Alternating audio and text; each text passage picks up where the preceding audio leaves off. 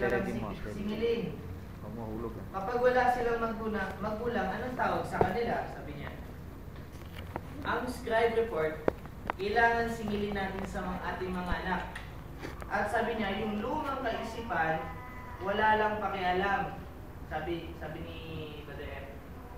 Atin lang, makikinig lang yung mga anak nila na tatakbo-takbo lang kung saan lalabas. Yung mga magulang nakaupo lang, after ng service, uwi na. Yun yung lumang kaisipan. Sabi niya, kapag nasa disyerto, naiwanan ka sa disyerto. Naiwanan ka na ng sanlibutan. Sabi niya, kakainin lang daw tayo ng sanlibutan. Kapag ganun yung kaisipan natin. Sabi niya, doon daw sa pamalo. Kapag tayo daw ay namalo na ating mga anak at wala daw tayong offensive training at hindi daw natin ino-offensive ang ating mga anak, ang mangyayari dun sa anak natin, bugbog. Kumbaga, gulpi na, hindi na palo lang. Kumbaga, gulpi ang mangyayari. Sabi ni Brother Francis, ano mangyayari dun sa anak mo? Sabi niya, bawal ka lang ng bawal, wala ka ng offensive. Wala kang pinapagawa. Wala siyang magawa kasi bakante nga siya. Yung anak natin, kapag wala siyang ginagawa at wala ka pang ipinagawa, tapos inutusan mo siya, hindi siya sumunod, ang mangyayari sa kanya kapag pinalo mo siya, bugbog, hindi na palo lang. Kumbaga, mahihirapan yung bata. Kasi nabakante nga siya eh. Sabi niya, doon tayo nagkukulang, tayong mga magulang. Proverbs 29:15, nahulog na tayo. Ibig sabihin, basahin niyo natin yung Proverbs 29:15. Ang pamalo. Proverbs. Yan yung kanina. Noon pa yan. Noon pa to eh. Noon pa yan. Ano? 29:15. Ang pamalo at saway nagbibigay karunungan, ngunit ang batang binabayaan ay umiyak sa kanyang ina. Doon.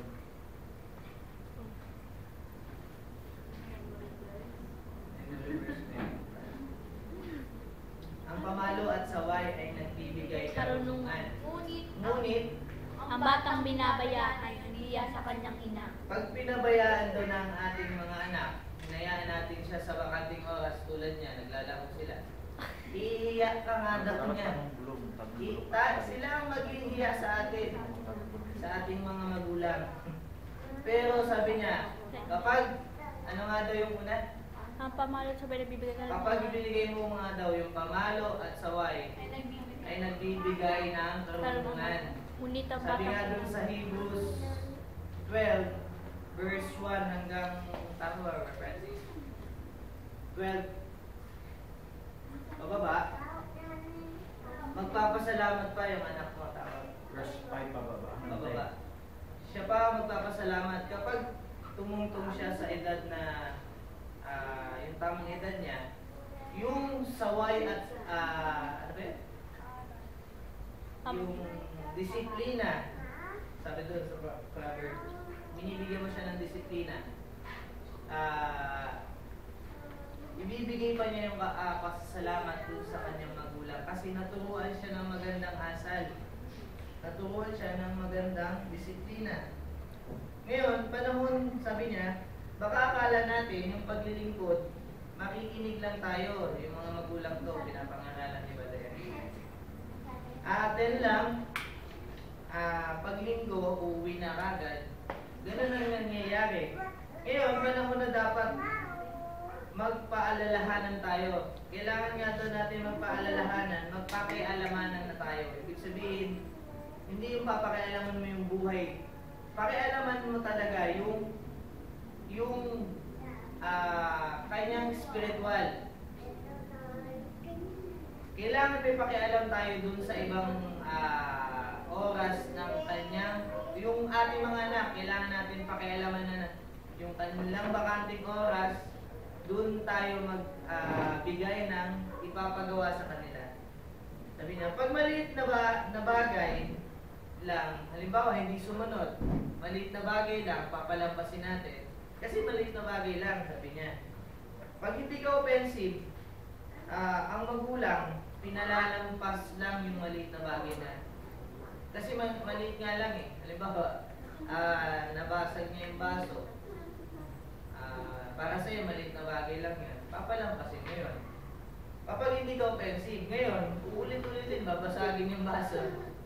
Ngayon, sasabihin mo, kung basagin, nabasag na. Defensive ka na, tapos. So, ulit-ulitin ng bata, titigas yung ulo, gagawin niya parang tama na yun. Tama sa kanya kasi yung ginagawa niya. Ngayon, ang offensive rod, maliit lang na ang palo mo, yun yung sagot kung bakit yung iba nabubugbog yung kanilang mga anak. Yung ating mga anak pala, ating mga anak. Kasi maliit na bagay, pinalalampas. Kung offensive, yung offensive rod mo ay maliit na bagay lang, yung iyong palo, ipinataw mo kagad, hindi lalala. Sabi niya, matagal mo na napabayaan yung anak mo. Hindi mo kailangan ng payo, sabi niya. Sabi ng ibang magulang, hindi ko na kailangan ng payo kasi alam ko na yung gagawin ko sa anak ko.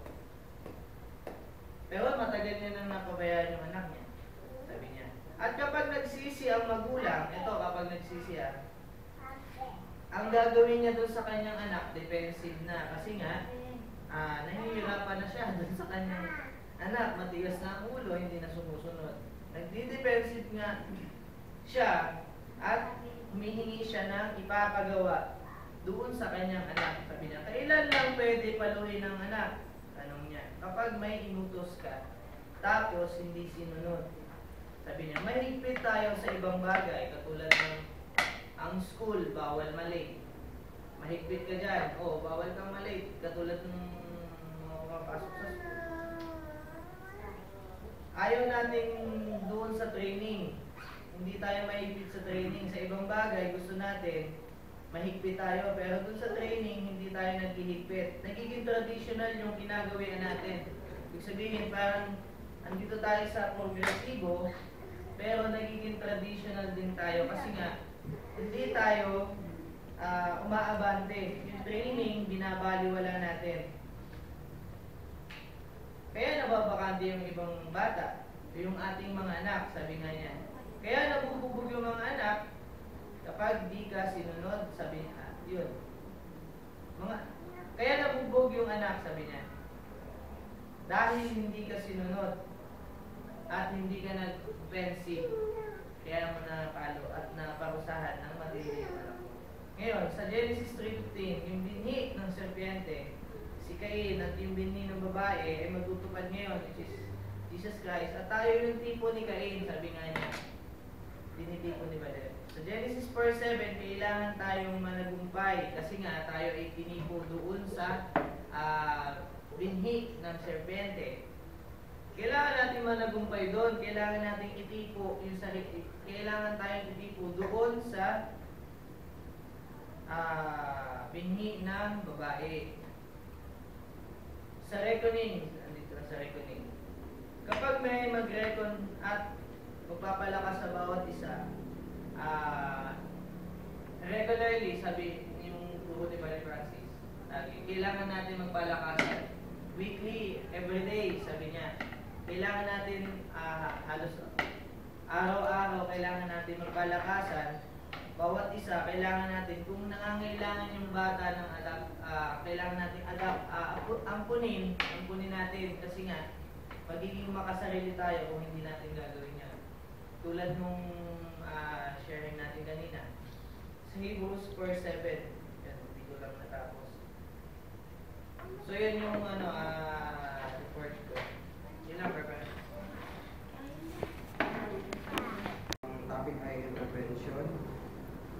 Dito sa James chapter 5 verse 19 hanggang 20, sabi nito, brethren, if anyone of you do hear from the truth and want to convert him, let him know that he which converted the sinner from the error of his way shall save his soul from death, shall hide the multitude of sins. So, ang intervention, ang ibig sabihin nito, ang meaning ay to come between, interrupt intervention is intended to make things better.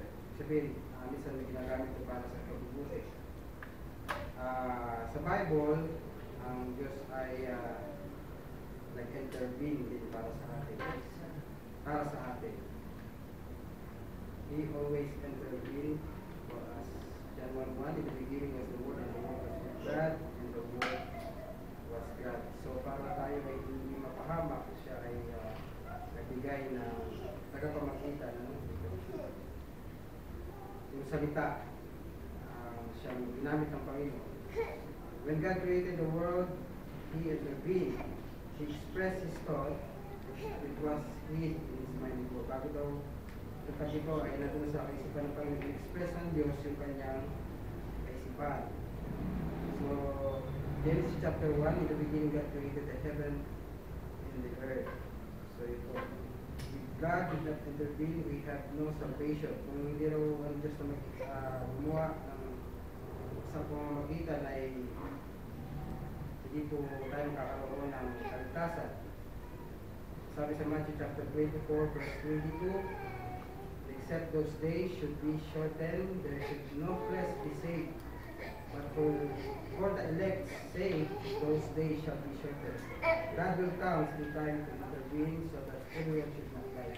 So dito sinasabi sa Matthew chapter 24 na kung hindi raw kaigtingin ng Diyos ang panahon, ay wala daw naman na maliligtas. So gumawa ang Diyos ng paraan rin, isang pamamagitan, in-intervene niya yung mga masamang mangyayari para mayroong maligtas. So Abraham, pangalawa si Abraham, he intervened for Lot. But Lot did not ask him help to Abraham. But Abraham intervened. So ito ko si Abraham, alam natin yung kwento nito na siya ay nag-intervene din, na magitan din siya para kay Lot. Sa masamang mangyayari kay Lot. We should intervene to our brethren and we should train our children to be frontliner, the visitation house to house and telling them home training, giving them assignments, counseling, and prayer. So yun. Ang isa sa paraan para na-intervene, mga bagay na masamang mangyayari sa darating ay ito nga yung pagbibigay daw, yung pagbisita sa bahay-bahay at pag-pray, yung natawag na hukom. At magbigay ng assignment at mga payo at panalangin. So dito din sa Genesis chapter 14, verse 14 hanggang 20. And when Abraham heard that his brother was taken captive, he armed his trained servants born in his own house, 318, and pursued them and died. And he divided himself against them, and he his servant by night smote them and pursued them unto Hobah, which is on the left hand of Damascus. And he brought back all the goods, and also brought again his brother Lot, his goods, the women also, and the people. The king of Sodom went out to meet him after his return to the slaughter of Chedorlaomer and of the kings that were with him. The valley of Shapeh, which is the king's. And Melchizedek, king of Salem, brought forth bread and wine, and he was a priest of the Most High God, and he blessed him and said, Bless Abraham, the Most High God, possessor of heaven and earth. So yun po. Sabi pa rito, in the progressive ministry, in the super church, everyone should have burden each other family, by reckon, then giving them assignments, everyone should have. Hear each other, the real worker of God, tell what is the will of God, even if it is painful. Sabi dito sa James chapter 5, brethren, if anyone will do from the truth, and one from the truth. So verse 20, that in knowing that he which converted the sinner from the error of his ways shall save a soul from death and shall hide a multitude of sins. So maganda ito mga kapatid, yung verse na ito, na kapag tayo daw po ay yung isang tao na nagkakamali ay atin po siyang nililigtas yung kanyang kaluluwa, tinutuwid natin siya, niligtas natin ang kanyang kaluluwa sa kamatayan, at yung lahat ng kasalanan ay ito po ay naitatago. Dito sa number 3, Daniel intervened for the Magi. If Daniel did not intervene, the wise men will die by not giving the interpretation of the dream. So dito si Daniel din ay nag-intervene, namagitan. Kasi papatayin itong mga mga wise men na to. Daniel chapter 2 verse 24, therefore Daniel went into the hand of Arioch, and the king had ordained to destroy the wise men. Ano po, papatayin sila, pero namagitan ito si Daniel. At binigay niya yung interpretation ng Arioch. Pangapat, Melchizedek, he intervened for Abraham after returning from the slaughter of kings. Abraham wants a blessing from Melchizedek. He returned Abraham. Melchizedek just want to have communion with him. So, si Melchizedek in the Hebrew chapter 7 verse 1, for this Melchizedek, king of Salem, priest of the Most High God, who met Abraham returning from the slaughter of the kings, and blessed him. Pinagpala ito si Abraham. Genesis chapter 14 verse 17, and the king of Sodom went out to meet him after his return from the slaughter of Chedorlaomer and of the king of that were with him at the valley of Shapeh, which is the king's day. The Melchizedek king of Salem brought forth bread and wine, and he was the priest of the Most High God, and he blessed him. He said, bless Abraham, the Most High God, possessor of heaven and earth. So, dito, namagitan, may nangyaring pamamagitan daw po dito. At dahil sa pamamagitan, pinagpala po itong si Abraham. So, malaki yung naposes ni Abraham na lupain dahil po sa kanyang pamamagitan. Pag tayo pala ay nag-intervene, o tayo ay nagtutuwid sa mga taong papunta doon sa samaan, ito po ay maraming lubid sa Diyos. Spiritual family, we grows family ties in spiritual family. Everyone should visit every family to give assignment for the idle time and counseling for the problem they encounter. Our mission here in life as a spiritual family in Super Church is to bring Jesus Christ to others, not just camaraderie or loyalty to the group, and we should bring to them Jesus Christ, becoming variant His loyalty to the Word of God. Then sa Acts chapter 2 verse 22, and they continue steadfastly in the apostle doctrine and fellowship, and breaking of bread and prayers. Ito ang dapat gagawin. And they continuing daily with one accord in the temple and breaking bread from house to house, we give them with gladness and singleness. Ephesians chapter 5 verse 26, that he might sanctify and cleanse in the washing of water by the Lord. Every one of us should be that every individual, family, members of the church should speak the word. At tao po ay kailangan magsalita ng mag-share. Should study and be variant to His word. We should train them to be matured by having hukum session. Papantay dito. Training in their own. Hindi papantay mo lang. We did not intervene, they will come. Hindi lang po tayo namagitan o nagsaway sa kanila. Kung hindi natin i-interrupt sila sa mga maling gawain ay sila daw po ay mapupunta sa idle time. Amen. By watching worldly, yan ang mangyayari sa kanila pag hindi po tayo hindi natin ginawa yung ating assignment, hindi natin ginawa yung ating responsibility.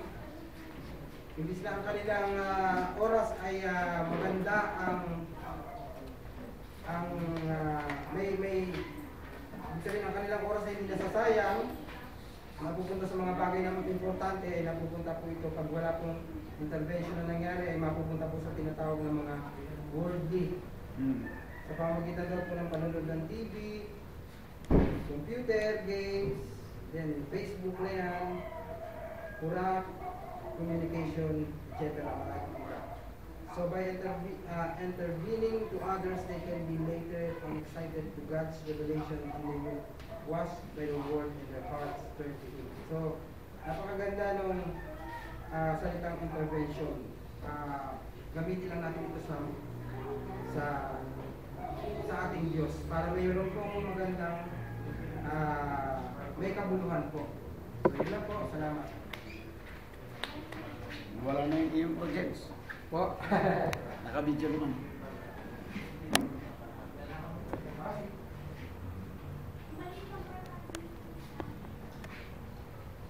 Kumusta? Tapos na, stop na.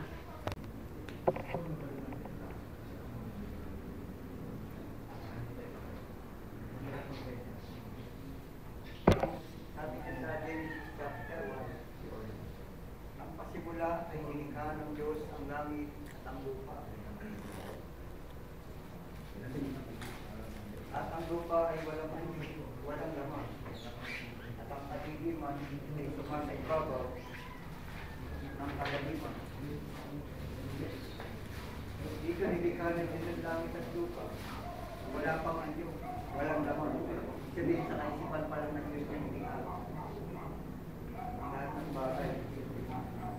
At ang Espiritu ng Diyos ay sumasa ibabaw ng tubig. At diliman ay sumasa ilalim. Sabihin, ang Panginoon nagpaplano pa lang din. Mula pa rin sa kanyang kaisipan. Magplano.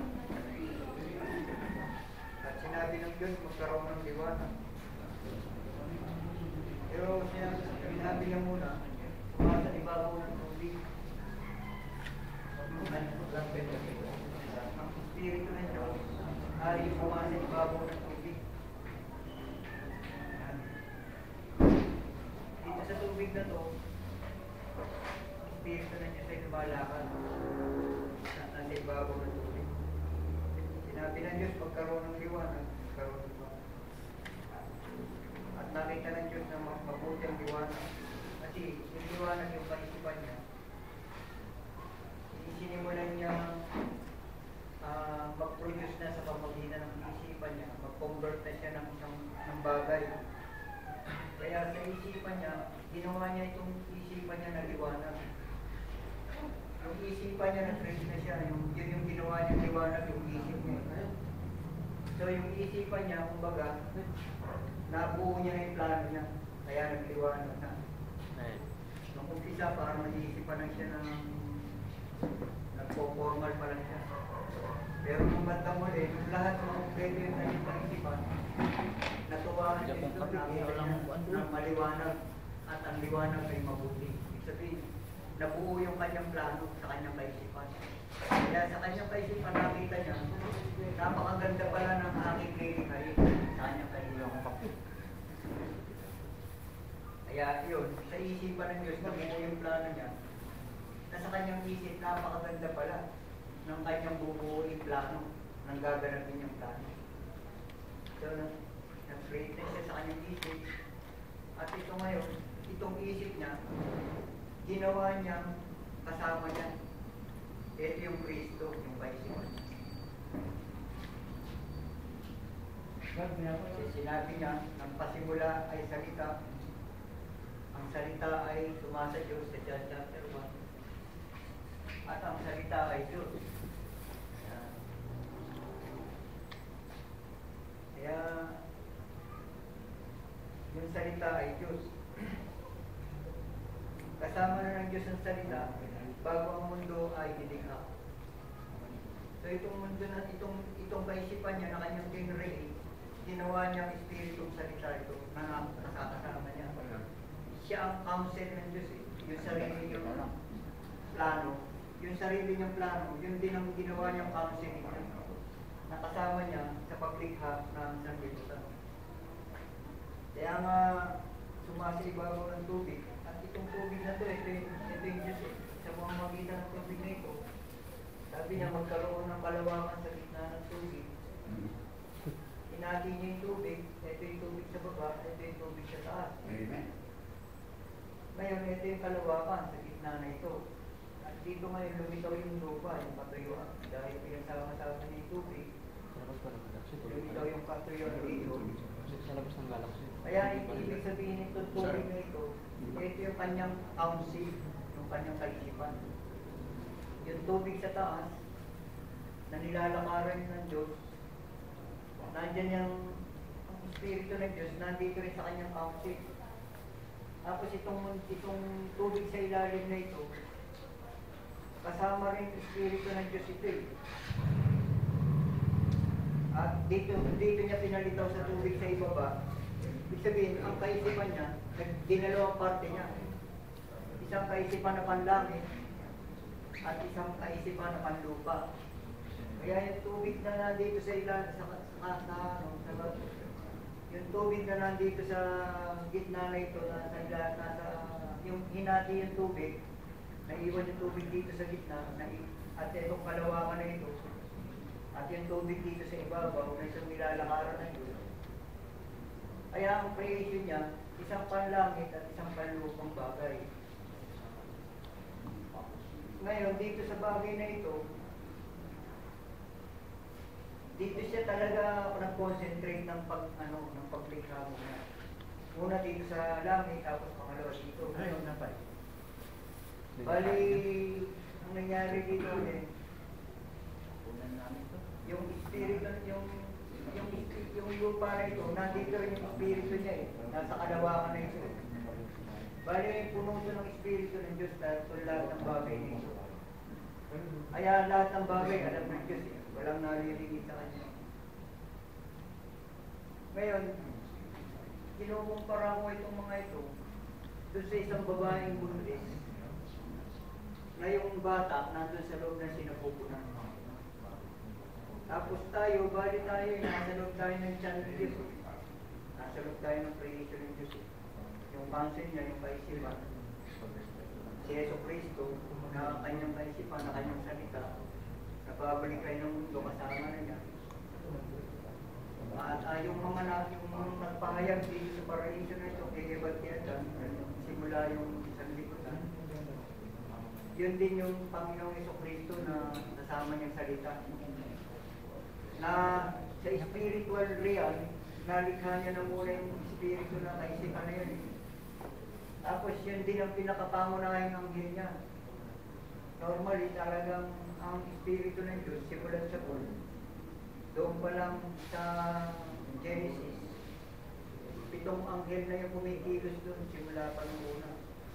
Sinabi niya kasi, si Yeso Cristo, mayroong 7 espiritu na sa harapan ng trono.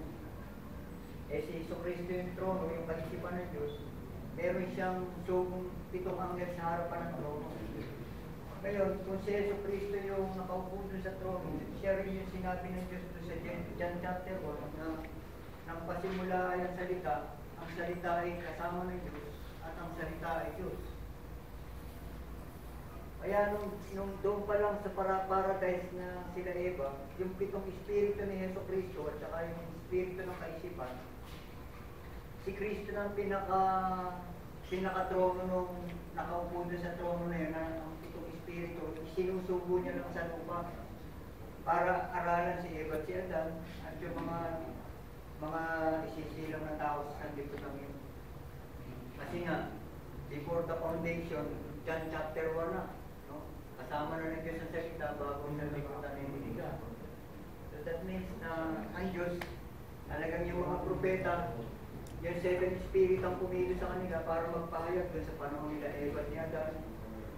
Kaya nga sinabi sa Hebrew chapter 1, nagsalita ang ating magulang simula sa unang panahon sa mga propeta, nagsalita ang mga propeta sa ating mga magulang sa Hebrew chapter 1 verse 1 and 2.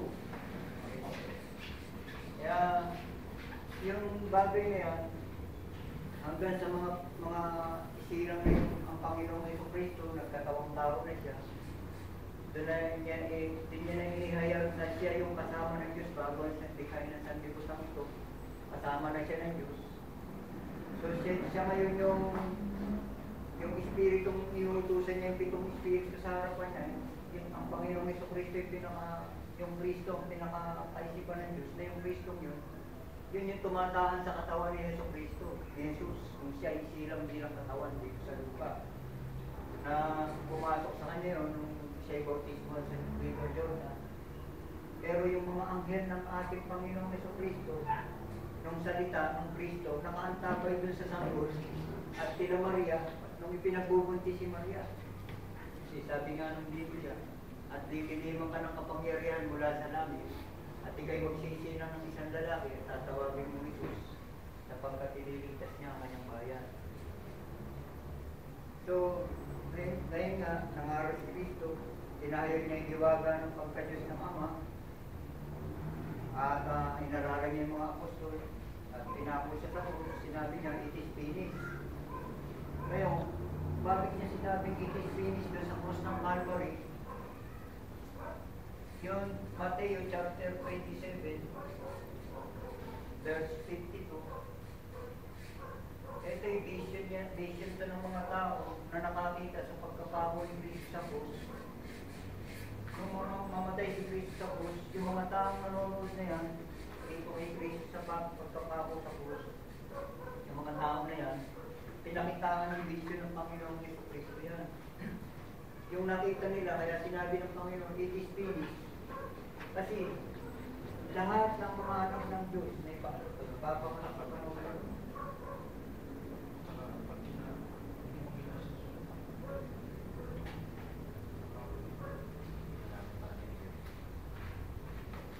Yung sinabi ni Kristo, wala siyang binanggit dito na panahon na kung kailan, kung sino-sino mga tao yung pumanik sa bayang banal at nabiyak yung mga puntod, yung mga libingan at nabuhay yung mga patay at pumanik sa bayang banal. Kung hindi yung papansinin, walang specification kung sino-sino yung mga tao yun. Kailan naganap yung mga yun.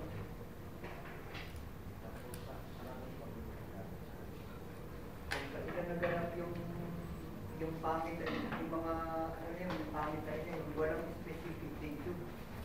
Kaya ibig sabihin yun ay general vision.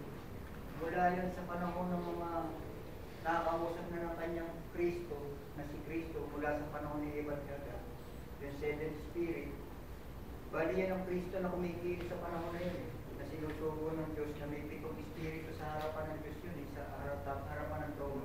Kahit yung 7 espiritu niya, simula ng panahon ni Eva at ni Adan, kumikilos niya yun. Kasi sinabi ng Diyos, kasama na niya yung salita bago ang sanlibutan ay nilikha. So yung 7 espiritu na yun, yun na yung sinusugo ng Diyos, ng Kristo, na kasama ng Diyos bago ang sanlibutan ay nilikha. Sa John chapter 1, verse 1, 1-5. So gano'n, itong mga espiritong anghel na ito na nasa harapan ng trono ng Panginoong Kristo, sinusugo niya sa panahon ni Eva at ni Adan. Kaya yung mga propeta ng mga panahon nila Eva at ni Adan, saka yung kalagayan ng pagiging ang tsopanin ng Diyos na yung mga anghel ang pinakikilit. Yung mga anghel na yung kumikilit ng panahon ng Old Testament ng ating Panginoon. At yung vision na yun, na sinabi niyang it is finished at nabiyak yung mga libingan at buhay yung mga patay.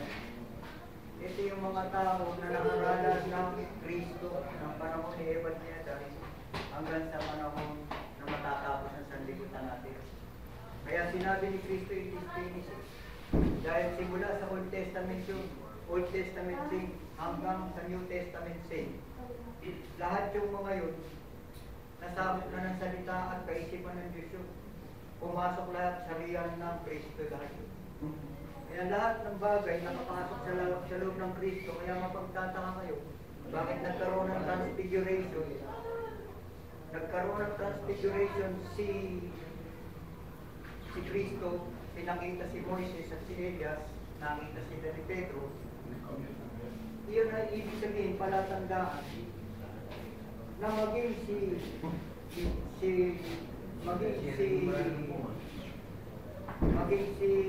Moises at maging si Elias ay nasa loob ng Kristo. Kasi lahat sila yung mga naging kasangkapan ng Diyos eh. Kaya nakita ni Pedro na lumabas si Moises at saka si Elias sa loob ng katauhan ni Jesus.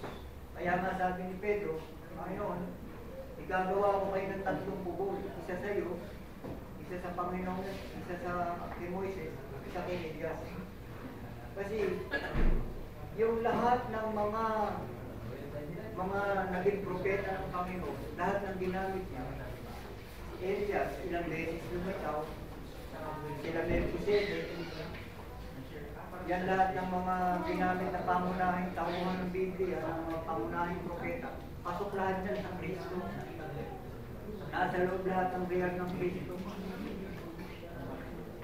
Kaya lahat ng sinabi rito, sa Mateo 27, 52, it is finished, sabi ng Panginoon, natapos niya lahat ng gawain. Bakit magtataka kayo? Wala namang specific date o kung sino man mga tao na buhay na ito sa mga patay no? Sa Mateo 22.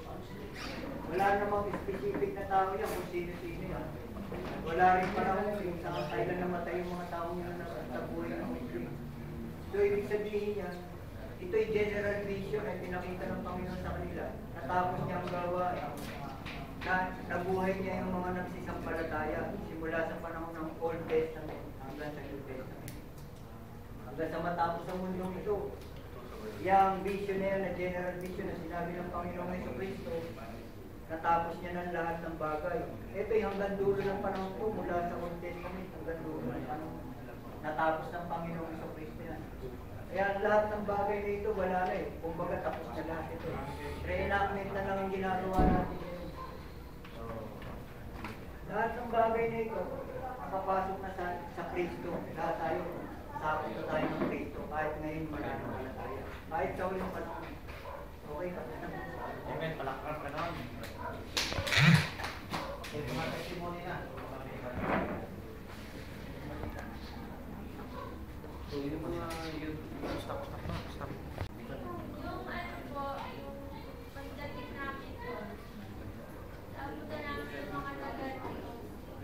Nasi-share din sila.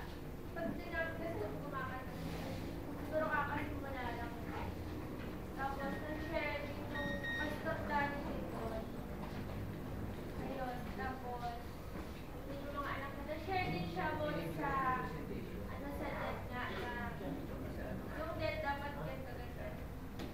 Tapos,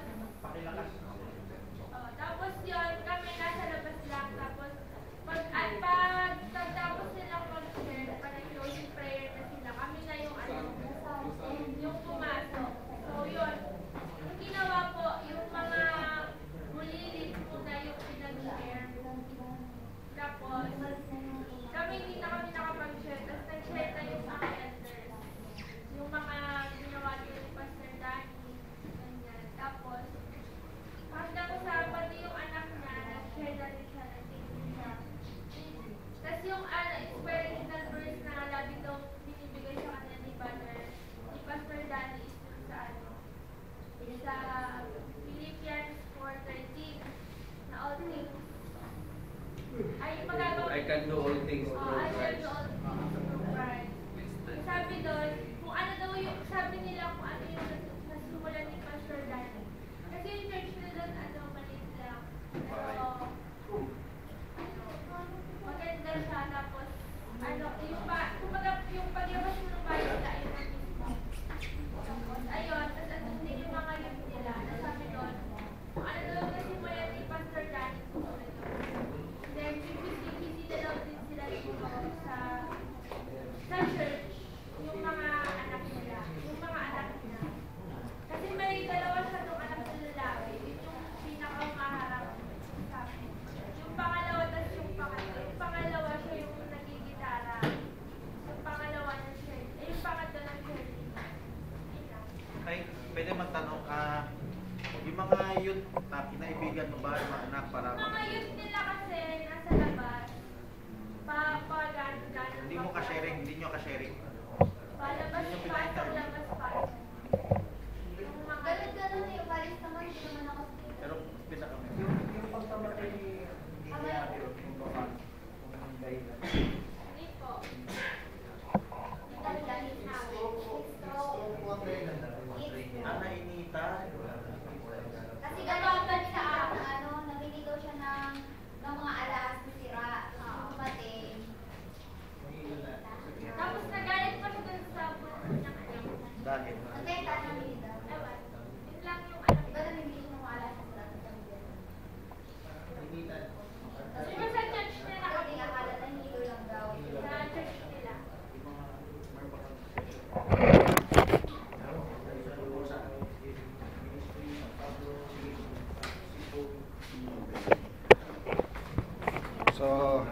record, patay mo na. Patay mo na. Para makita nyo ang manananggal. Magandang gabi, kapatid. Nabati ko sa Pagalisan nyo maingay. Gusto ko lang magbigay ng encouragement, Okay, maingay. report regarding sa ating ministry sa iba't ibang bahagi sa internet. To begin with, umpisa ko sa internet. Noong mga nakarang buwan, mga 5 months or a year ago ba yata yan, nakita ko yung mga post, medyo may si Brother Francis between Andrew Durano at si Brother Francis regarding dun sa kanilang Melchizedek. Maraming pointers na ibinigay si Juan, bagamat hindi ko siya naubos. May mga pagkontra si Brother Andrew Durano. So, nakita ko, at meron kaming naging isang paksa naman ni Andrew. Mabait siya sa akin, actually hindi siya. To, paalala ko, si Brother Andrew is dating nakikinig sa atin sa internet yung araw sa broadcast. Lagi ko siyang in-invite. Pinapakinig niya dati sa Iloilo. Nung hindi pa sila nagkakahiwalay ni Cogrubias, yung broadcast natin. So masaya siya. Then, naalala ko yan na in-invite niya ako na magturo sa Iloilo.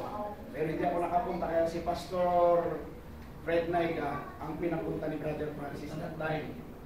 So, itagal na nawala si Andrew na hindi pumapasok sa atin sa panahon pa nila, nila Jeremy, mga bagong nila, Brother Menon sa broadcast.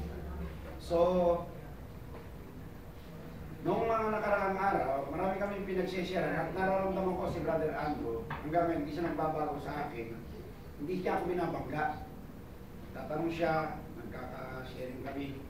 So, along the way, nakita ko yung pag-share ni Brother Francis sa Melchizedek.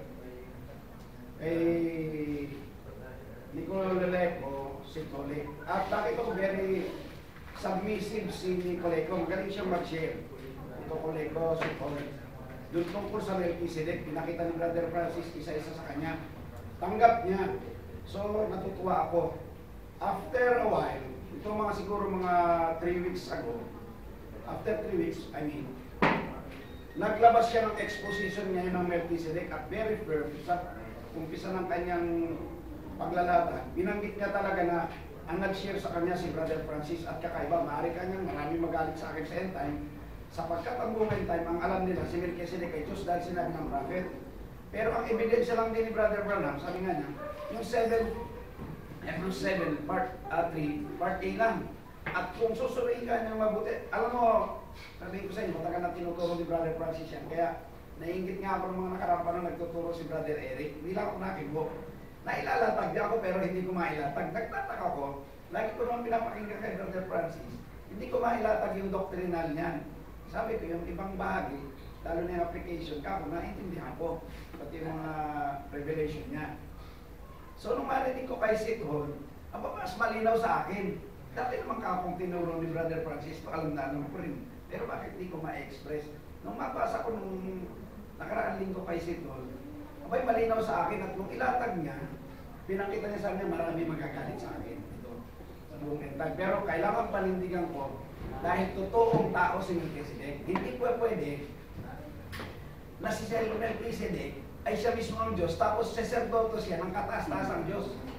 Saserdoto niya yung sarili niya. Yun ang pinakita nito. So, maayos, maganda. Maraming kumontra, pero marami ang nag-ano kay Paul. So, yan,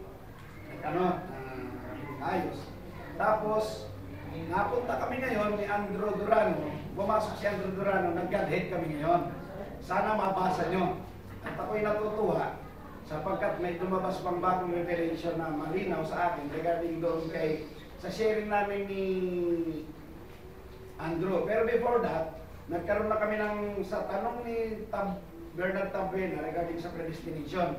Sabi nga sa akin ni Brother Andrew, alam mo Brother Jerry, matagal kong pinag-aralan to, itong predestination na to, tungkol sa tulik. At wala pa kanya akong naka-share na umubra sa akin. At mapapasubo ka sa akin. Ay, sige lang ako at sharing lang naman eh. So along the way, kung sundan nyo yung may nabubura ba sa aklat na sa Revelation 3:5, yung topic eh. Kung gagawin niyo yung pagkakabangkas doon, makikita niyo yung sharing namin ni Brother Andrew, then tumigil na siya. Hindi naman niya inamin, pero maganda. Pero before that, nag-share kami ng personal sa private message. Nagkaroon na kami kagad doon ng ipitan doon sa Godhead. So magandang ka-sharing si Brother Andrew. Balikan ko yung tungkol sa sa sharing namin ni Brother Andrew. Actually, sabi ko, i-classify ko yung kanyang Godhead, Serenitanism, at nagturo rin ganyan ako si Brother Branham. So hindi naman siya na umangal. So tumigil kami. Kanina, naglabas si Sith Hall ng tungkol sa nabuksan itong tungkol sa Revelation 10:7. At sundan nyo ngayon, medyo pumalag siya kay Brother Francis at may mga kumampi. Pero mayroong isa si Abahya yata yan. Kampi siya kay Brother Francis. Ang Adyan yun. Kumampi siya kay Brother Francis. Tama kanya kay Brother Francis. Siya naman, hindi. Medyo nag-sarcastic ang pananalita ni Sith Hall. At sabi niya ganun, yung mga bira siya kay Brother Francis, dapat sundan. Alam mo yung kanyang tradition nila. Sinabi na nga ng apostol ni Brother Jackson yan, bakit kukontrahin mo pa? Yung turong yan ng 10:7 kay Ewald Frank yan eh. Hindi ko lang sinabi ko siya agad na hindi pa tinuturo ni Ewald Frank yan, tinuturo na ni Brother Francis. It so happen na nagkapareho lang sila ng Revelation 10:7. So, sasalaysay ko yan mamaya. Sabi ko, nihintay ako ni Sith Hall. Sabi niya, I'll wait for you. Sabi niya gano'n. So, sabi ko, may ginagawa ako.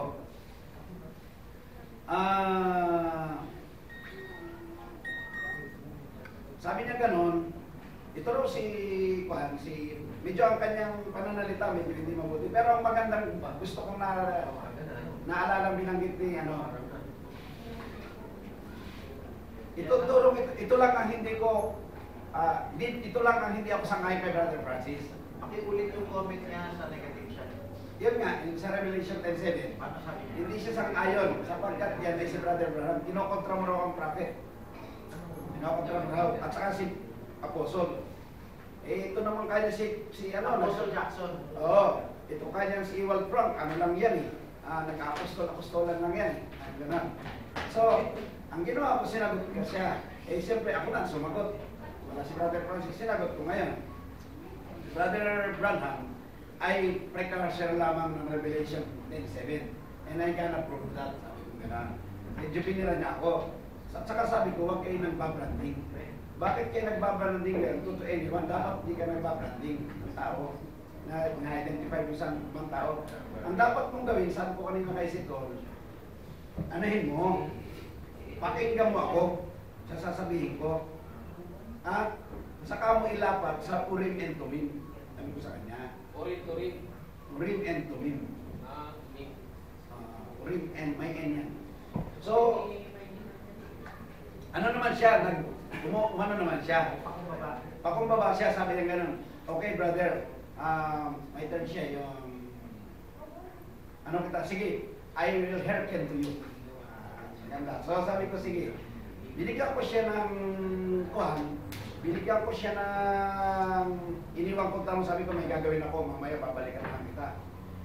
Ang tanong ko, sabi ko gano'n, number 1, humihit na ba ako ang isa man doon sa 7 anghel? Kasi kung umihip, kung si Brother Branham ang Revelation 10:7 and the 7th angel sounded, ito lang isisingit ko lang subjective ko to. Kung umihip ng 7th angel, dapat may umihip ng 1, 2, 3, 4, 5, 6. Hindi niya sinagot yan. Ngayon, ang sabi ko, nag-quote ako. For your information, sabi ko, the prophet states that trumpet and vials is for Jew, not for the Gentiles. Sinayad ko yung Feast of the Trumpet. Umimen naman siya. Pero yung tungkol sa sinasabi ko, kung umihip na may umihip na out of 6 angel, ayaw niya sagutin. Kasi simple lang sa nakakarinig nitong sinasabi ko, kung si Brother Branham mismo ang 10:7 and the 7th angel sounded, But in the days of the voice of the seventh angel, when he shall begin to sound, pag malapit na siyang umihip, yung ikapitong anghel. Eh kung si Brother Branham, yung ikapitong anghel, wala na siya, umihip na siya, kailan umihip na yun yung pang-anim?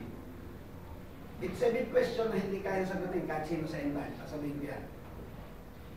Hindi nila kaya sagutin. Sapagkat kung umihip na ang ikapitong anghel, kung si Brother Branham ay umihip na, kailan umihip yung una hanggang dalawa? Eh pag umihip yung pang-una, magiging kulay dugo na ang tubig. Paano kung hindi set yung 7? Ha? Paano kung hindi set ang 7? So wala yung 1 to 6.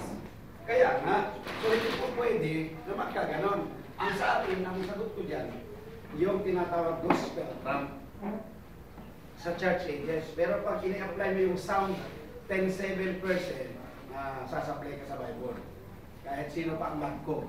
Hindi ko pinamamalian ng prophet. Ang totoo niyan, ina-apply niya yung 10-7. Kung papansin ninyo, may dual siya kahit sa 7 seal. May dual statement siya, may earthly angel at mayroong heavenly angel yung nababantayan. Ang tunay na angel ng heavenly angel, yung nasa altar ng husga. Pero itong earthly angel, para sa Gentile, ay si Brother Branham. Hindi ko naman tinatanggihan yan. Ang seventh angel, para sa earthly angel ng Gentile, ay si Brother Branham. Pero ang quote niya mismo, trumpet and vials is for the Jew. Trumpeting angel ba si Brother Branham? Hindi. Malinaw. Okay, balik tayo. So, yan na muna. Isa pa sa ating na ano ay si Sister Alicia Tan. Yan yung yan yata yung ano, Level 3. level 3, oh, pero parang siya yata yung hindi ano nila kung kayo. Ano nila yan? Pastor Henry. Roland. Pastor Roland. Roland. Roland. Roland, oh. Sa level 3, ang grupo yan nila yan. Umiwalay yan, galing na sa third coming yan. Bumalik Dati sila. niya sinuunan. Nag-level 4, kasama nila Pastor Villagron sa yan, bumalik siya sa level 3. So, siya yata siya yung sa tumulong yung nagkaroon sila ng ano sa hotel na malaki, yan yata ang gumastos siya. Pumapasok siya sa atin. Actually, marami siyang mga tanong, marami siyang mga kinoko, pero pag sinagot, hindi siya nag-resist. So, hopefully, makasharing mo siya. Marami siyang quote, ang pinagkanuhan namin, kung may tao ba sa millennium, magre-repopulate pala, ba? Eh si Brother Branham, ang sabi niya, yung turo ng sabalista, pareho ng turo, na abo ang tutungtungan at walang tao sa millennium, lahat nasa langit. Turong sabalista yan. Pero, isa-isa ko sa Bible, lahat ng talata, hindi naman siya umangal si Sister Alicia. Kasi ang nakatanim lang sa isip niya, yung itinuro lang ng grupo niya. Kaya lang. So, isa yan sa ano, aking encounter at magaganda, marami. So, marami natutulong. At si Ami, medyo nakikialam. Ngayon, sa mga gawain, sa kasalukuyan, sa Mangero, bilang bahagi kong ano sa inyong mga kapatid, gumaganda ang gawain. Bagamat, wala si Brother Dot, kasi nagkahanap buhay mo na siya ngayon. Ang tumatayo ron, actually, si Sister Lucy. Oo, at maganda ang sitwasyon. Magandang gawain. Parang siya nag-share, saka lahat nag-share. Ginawa kong parang style congregational. Kung sino, pagtuturuin ko yung hindi marunong na lalaki. Diba? Hindi masama yan. Basta under subjection doon sa ginagamit, doon sa mas matanda, mas mataas. So, hindi issue yan. Hindi mo naman pwedeng pag-questionan. Tapos, tuloy-tuloy ang setup nila ngayon sa mga sabalista. Patig sundo sila. Tuloy sila sa setup sila. Minsan nasama sila Jera sa kasetang. Patig sundo sila at iniisip nila mako-convert nila yung ating mga kawanila. Paano kung makuha nila yung mga member mo? Kung makuha namin yung mga member mo, hindi mabuti. Sa inyo na. Ganun lang naman yan eh. So pag tinatanong sila, hindi sumasagot dahil hindi nila siyempre masagot. Ayan. May isang pamilya ron kung ano, nagulat ako kung talagang di pumunta. Ang pabasa report nila, sila yung mga Katoliko, mga anak nila, ang pabasa report nila, booklet ni Brother Branham na hindi na Tagalog, English. mga batang maliliit. So academic, nagsabay.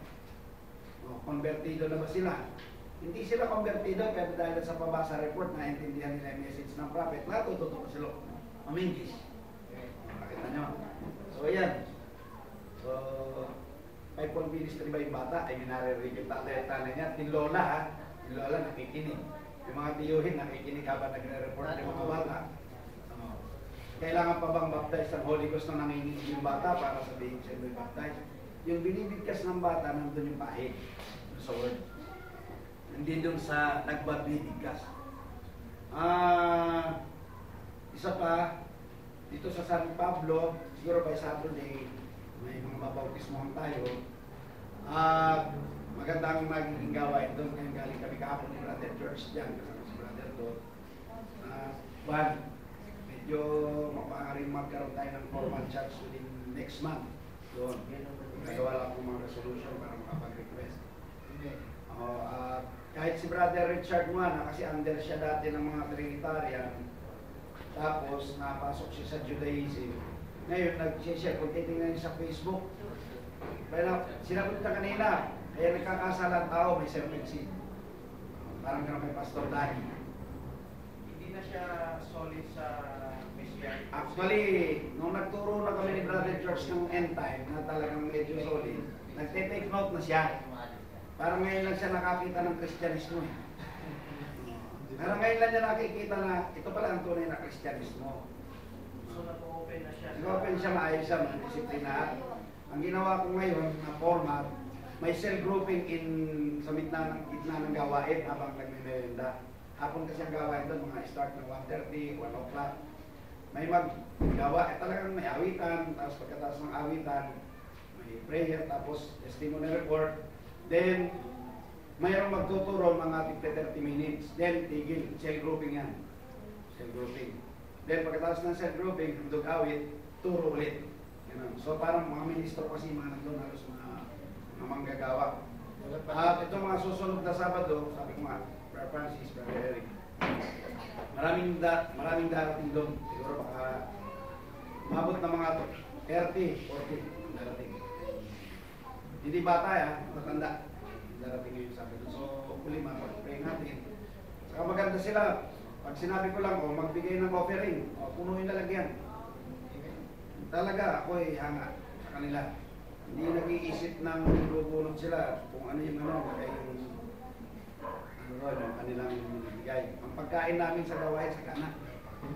Hindi sila maramot. Hindi sila nag-iisip. Tulong-tulong sa lahat ng parte. Hopefully, kasi alam ko maraming mga ano yan. Susunod na araw makasama. Marami kang gustong sabihin. Pero si Brother George gusto rin magsalita niya. So, binibigay ko kay Brother George. Sasabihin ko lang naman sa kanila dito, wala silang gamit. Sa gawain doon, nung kami ni Pastor Doming, ano ba pilit nun? Canillo. Nagpunta ako ng Biyernes. Yung kanyang Bible study, sa tingin ko, lupalop na eh. Ha? Sa lupalop na ng mundo. Bakit? Abay, pag-bihira pag naabutan mo yun. Demoterian. Grabe ang layo. Ayun na may picture ko yung pinunta namin.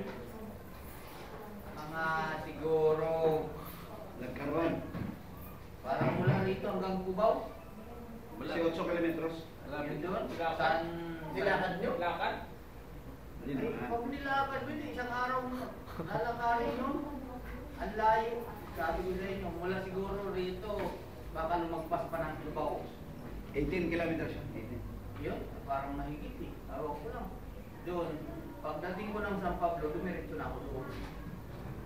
Kaso nga lang yung Bible study namin, parang kasi kalakusihan na may nagpatulong daw na isang mga kabarangay nila doon naman sa Kapitolyo kaya hindi namin napuntahan. Eh, yung isa na lang, kasama ko doon yung si Richard Muanya. Yun nasa Facebook. Tapos Pastor Doming. Yun ang suba namin. Yung pinunta namin, napakalayo. Talagang kung iisipin mo, parang labas na sa Pilipinas na. Pero may kalsada. Magandang kalsada papasok eh. Tapos yun ang kinuha namin hanggang sa yun nga, hindi na tuloy yung aming Bible study dun sa isa hanggang sa umuwi na lang ako. Dumiretso na ako doon kaya brother Niski sa Japanese village.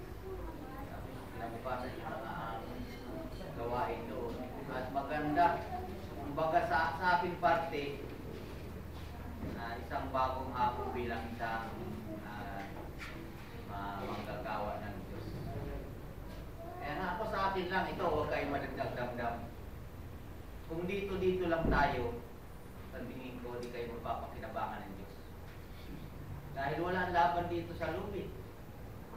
Andun sa labas. Kaya lang, sabi ko, Diyos na nakakalam kung ano, ito lang ang akin.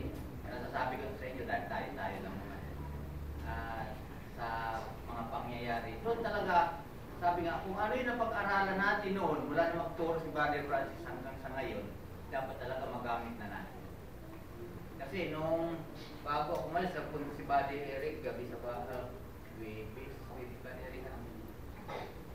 nalungkat ako ng mga gamit. May nabasa ako doon.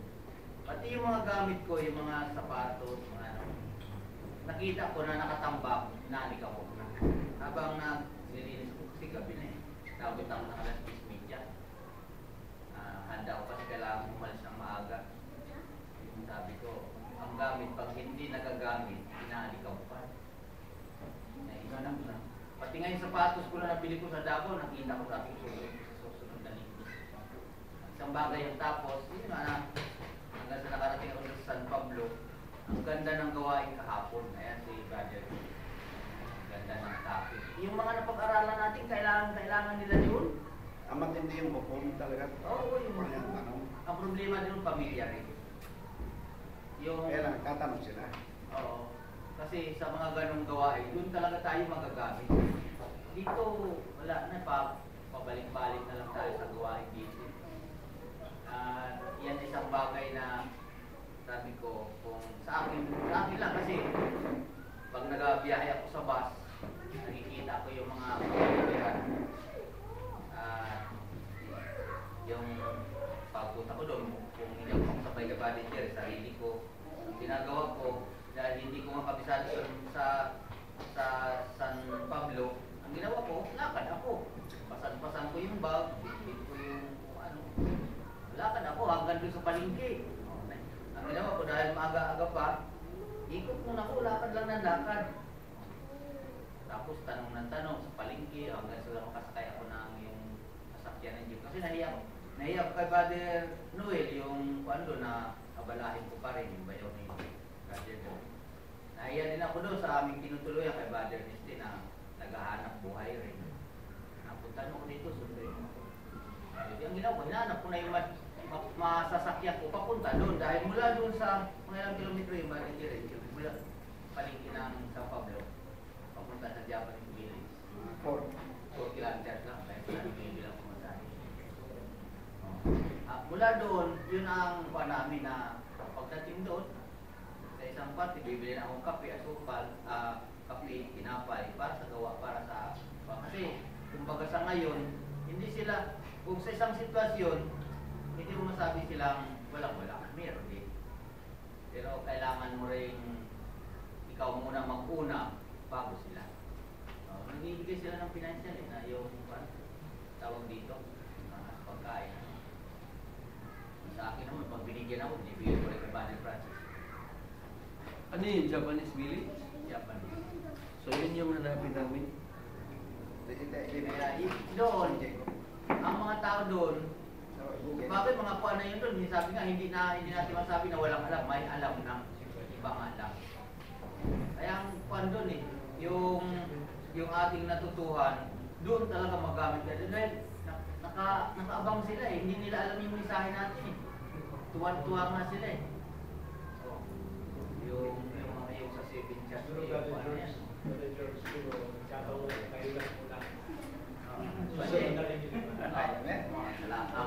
Kaya mo, darating din ang panahon. Pagkakasunod-sunod dyan. Kasi baka dumating 2018, 2 taon na lang. Kasi siyempre, hindi naman, Wala na. ano kasi, ang gawain kasi ng Panginoon na tinutuksan, meron talagang proper time. At sino yung talagang gagamitin? Kasi hindi pwedeng, ang ako na, hindi kayo, ako na sama. Hindi magsasabside lang. Meron talagang evangelist talaga na tagang bumas talaga. Tapos, church lang, taga ano na yun. Kasi nakikita ko sa'yo, tsaka sa tandem dito sa Jerry. Una, meron kasi talagang tinawag ng Diyos para magbukas talaga, opener talaga eh. Kabagay din naman. Yan ang bibig talaga yun, tsaga talaga yun.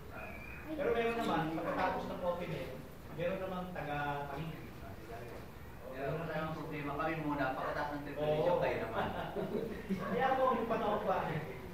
Kung sino yung, halimbawa, kung sino man yung talagang may puso. Kasi ang gawain ng Panginoon, puso yan.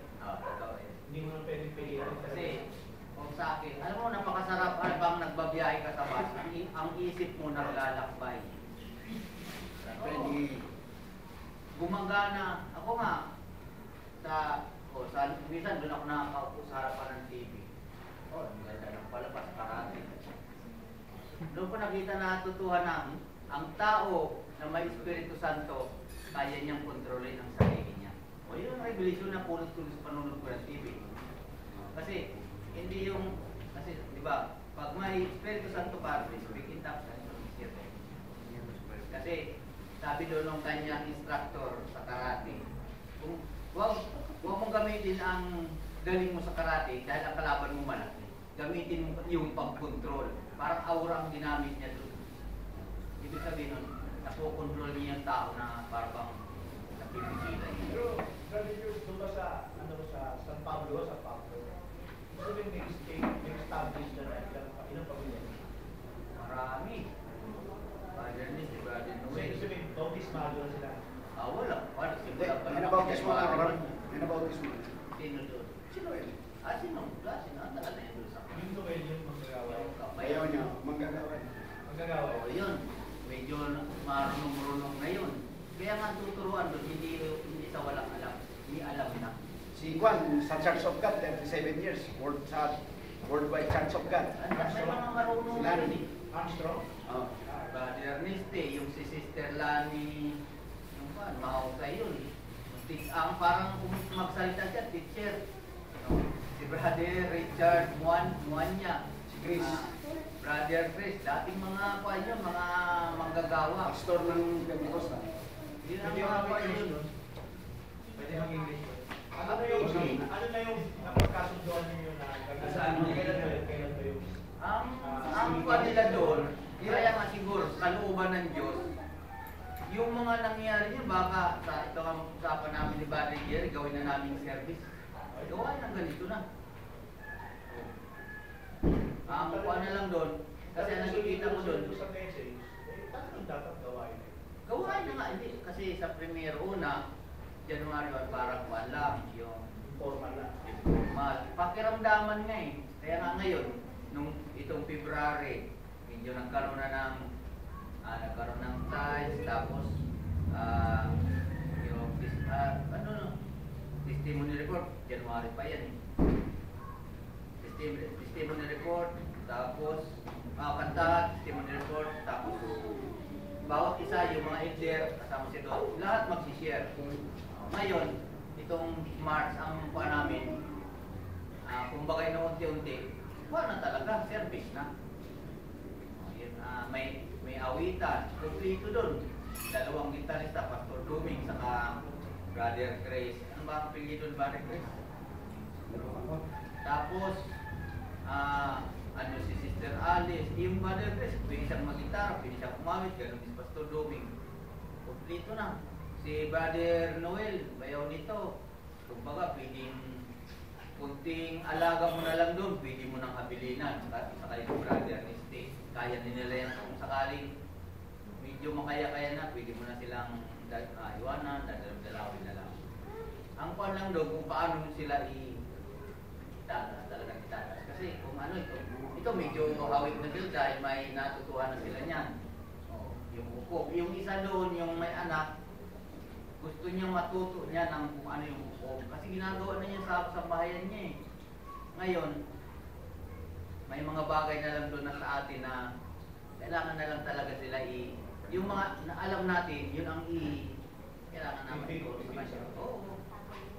Kasi kung baga sa ang alam lang nila yung sabi na yung dati-dating sa isang mababang sitwasyon. Kailangan dyan picture na. Oo. Kailangan talaga ngayon ang makuha sa kanila no, ma-share natin yung natutuhan natin. Yun ang kailangan ng doon.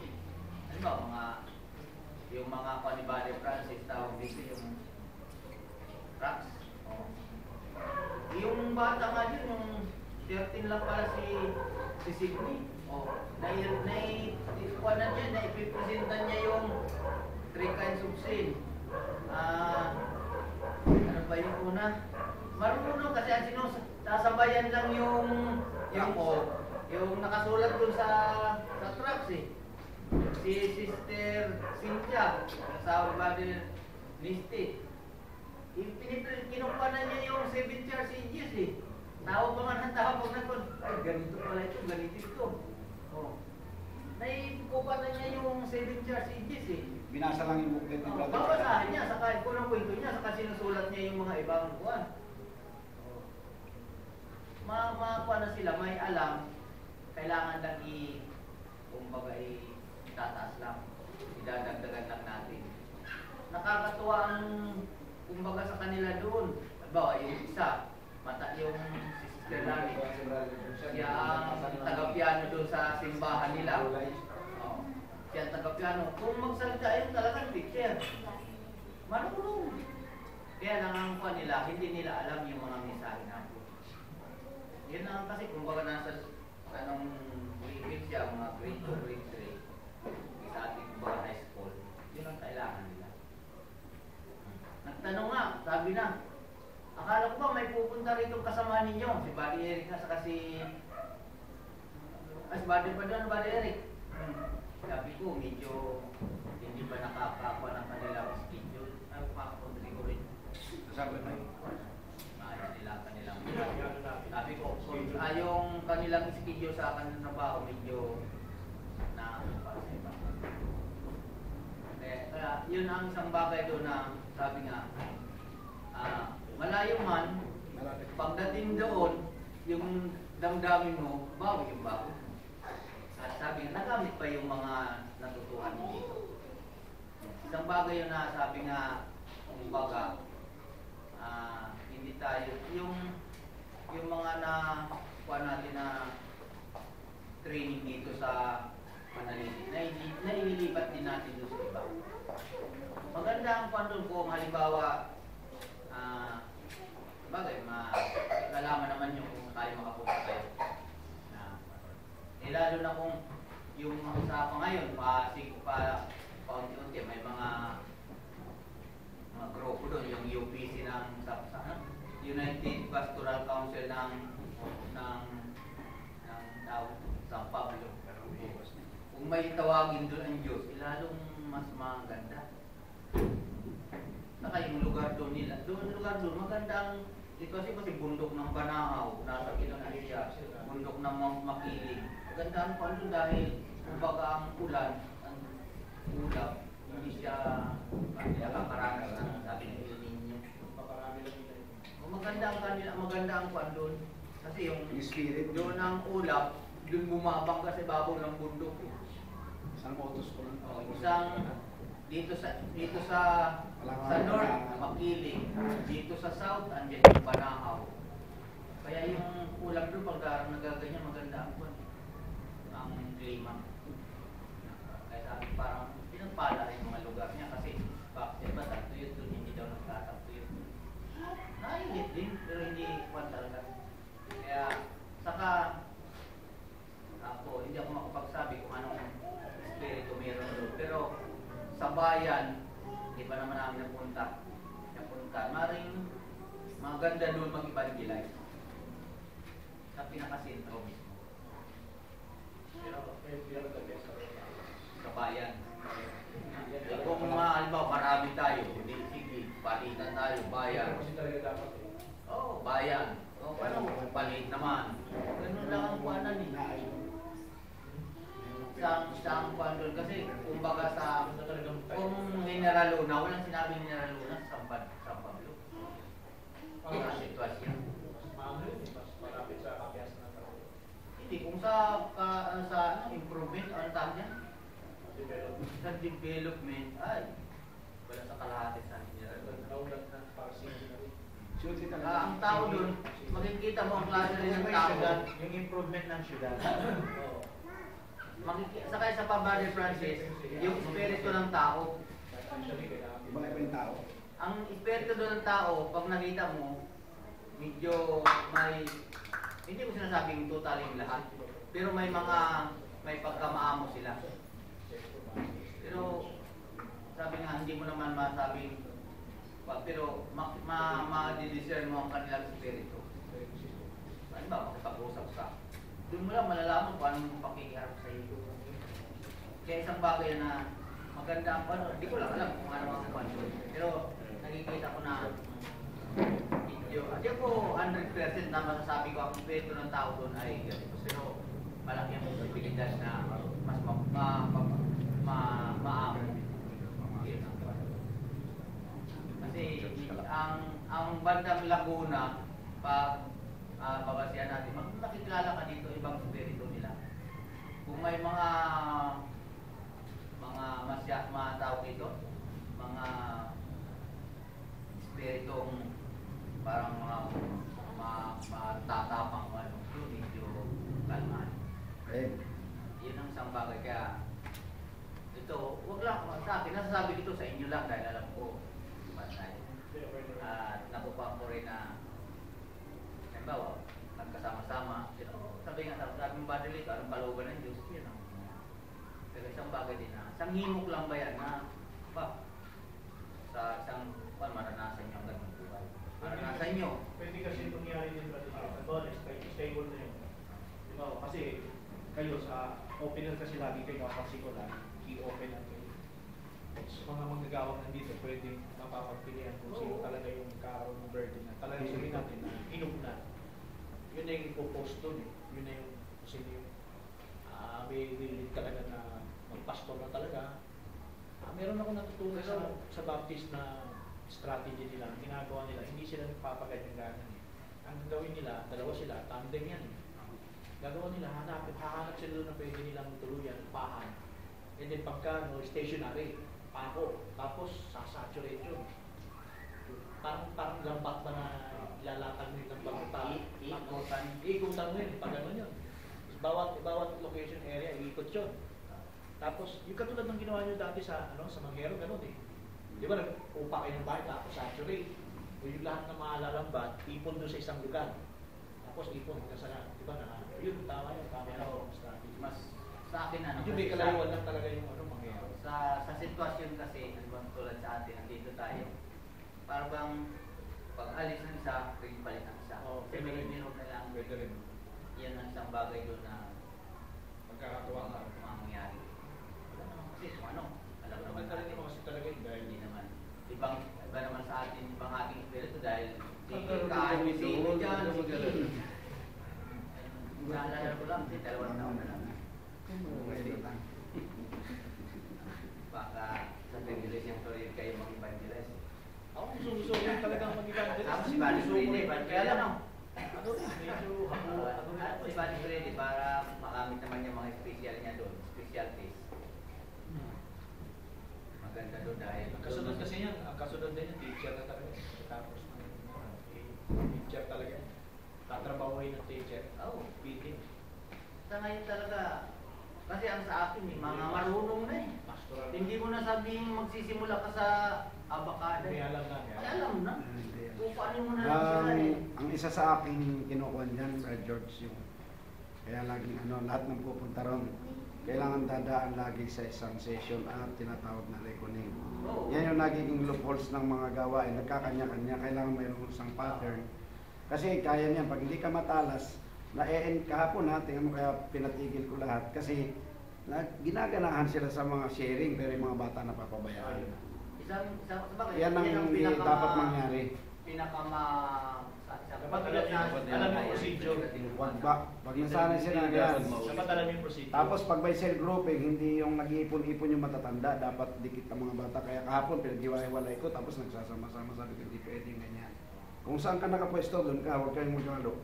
Eh talaga sinisermonan ko sila kagad, hindi po pwedeng ganun.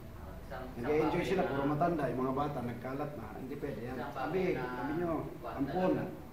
So, may list naman sila sumunod, walang umangang. Kaya nga lang, ang kwan doon, halimbawa, mga kwan doon, ito, ganito ang kwan. Para bang alis ng isa, ano bang ganito? Ito, ganito ang mga programa dyan. Ganun na naman, ito ang iniwanan namin. O yan ang, para bang, open na yan natin. Anong natapos nyo, tutuloy namin. Mga tracks report. Yan yung ginawa ni Brother Rebecca. Yung mga tracks ko doon na 1999 pa, nailabas ko ang giburas. Ayun na lang. Hindi naman parang baliwala. Parang may pinapakita lang siya dito sa Eagle Spirit. Gusto pakita ko sa inyo yung sinabi dito tungkol sa Agila. Na Pinutol mo, tas bago siya.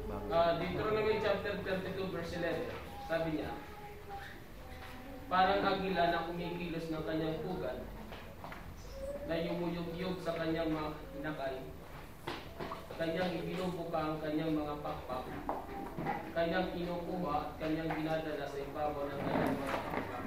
Parang, itong manaliti kasi ito, parang pugad.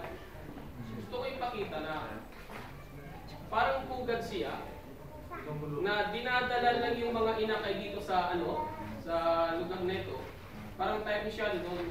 Dinadala dito sa pugad itong manaliti, either mga denominasyon o mga churches na namumuno. Pero pagdating dito, nagiging ehemplo yung manaliti na nagpapakain siya ng mga tawag to, pagkain na parang tawag to yung karne. Hindi ibig sabihin ng manaliti, walang kabulugan, kundi ang mga agila, dumadagit siya sa mga denominasyon para dalhin dito, para pakainin at turuan lumipad. Hindi naman ibig sabihin na pag nasa labas, doon lang talaga mission. Although mission talaga natin sa labas, pero dalhin sa pugad.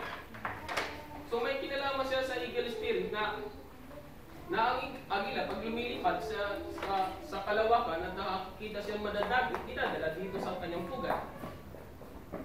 So, ang response dito ng mga elders, ipakita yung pagkain karne.